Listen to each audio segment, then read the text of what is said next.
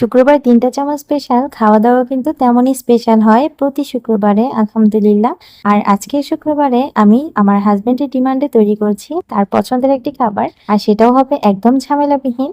তাই আজকে রান্না করছি বিফ তেহারি। আর এর জন্য প্রথমে সরিষার তেলের মধ্যে পেঁয়াজ আর আস্ত গরম মশলা ভালো করে ভেজে নিয়েছি। এখন সামান্য একটু পানি দিয়ে দিব, নয়তো কিন্তু পেঁয়াজটা পুড়ে যাবে আর এতে করে স্বাদ নষ্ট হয়ে যাবে। তো বিরিয়ানি মশলা দিয়ে রান্না করছি যাতে একদম ঝামেলা কম হয়। 1 চা চামচ পরিমাণ আদা রসুন বাটাও দিয়ে দিয়েছি। এখন এগুলোকে কিছুটা সময় কষিয়ে নিব। আর কষানো হয়ে গেলে আমি এখানে মেরিনেট করে রেখেছিলাম 20 মিনিট আগে টক দই, লবণ আর লাল মরিচের গুঁড়া দিয়ে এই মাংসটাকে 20 মিনিট ধরে মেরিনেট করে রেখেছি, সেটা এখন দিয়ে দিচ্ছি। আর আপনাদের হাতে যদি সময় বেশি থাকে সেক্ষেত্রে কিন্তু একটু বেশি সময় ধরে মেরিনেট করতে পারেন, এতে করে মাংসটা আরো বেশি সফট হবে। আর যেহেতু আমাকে আগে বলা হয়নি, একদমই সাডেনলি বলা হয়েছে যে তিহারি খাবে, তো সেই জন্যই আমি একদম শর্টকাটে করছি। মশলার সাথে মেরিনেট করা মাংসটাকে সুন্দর করে একদম মাখিয়ে নেওয়ার পর এখানে ঢাকনা দিয়ে থেকে 15 থেকে 20 মিনিটের মতো মিডিয়াম আঁচে সুন্দর করে রান্না করে নিয়েছি। আর এখানে কিন্তু আমি এক্সট্রা কোনো পানি দিইনি, মাংস থেকে যতটুকু পানি উঠেছিল ততটুকু দিয়েই সুন্দর করে কষিয়ে নেওয়ার পর এখানে 2 কাপ পরিমাণ পানিতে প্রায় 1 কাপের কাছাকাছি গুঁড়া দুধ দিয়ে ভালো করে মিশিয়ে দিয়ে দিয়েছি।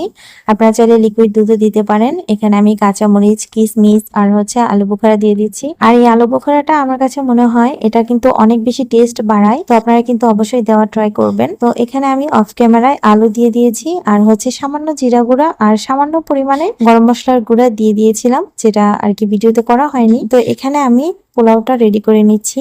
সামান্য পরিমাণ তেল দিয়ে পোলাও চালটা ভালো করে ভেজে নিচ্ছি, এতে করে কিন্তু অনেক সুন্দর ঝরঝরে হবে। আপনারা চাইলে সেম প্রসেসে মুরগি দিয়েও করতে পারবেন। আর এখন চালটা ভেজে নেওয়ার পর এখানে গরম পানি দিয়ে দিচ্ছি। প্রয়োজন মতন যতটুকু পরিমাণ আপনারা চাল নেবেন সেই অনুযায়ী গরম পানি দিয়ে দিবেন।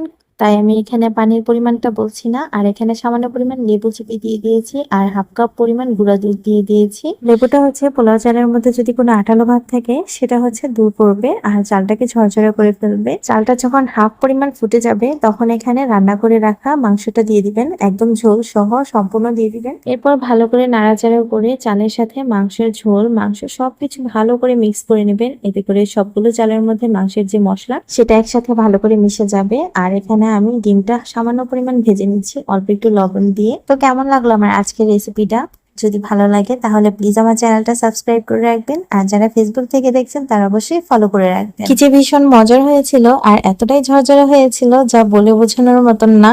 এর চেয়ে সহজ রেসিপি আর হয় না, খুবই সহজ রেসিপিতে দেখিয়েছি। আপনাদের কাছে অবশ্যই ভালো লাগবে, প্লিজ একবার হলেও ট্রাই করবেন। আর ভালো লাগলে প্লিজ লাইক, কমেন্ট একবার শেয়ার করে রাখবেন আপনার প্রোফাইলে। তো ভালো থাকবেন, পরবর্তীতে ভিডিও দেখার আমন্ত্রণ রইল। সবাই ভালো থাকবেন, সুস্থ থাকবেন, আল্লাহ হাফেজ।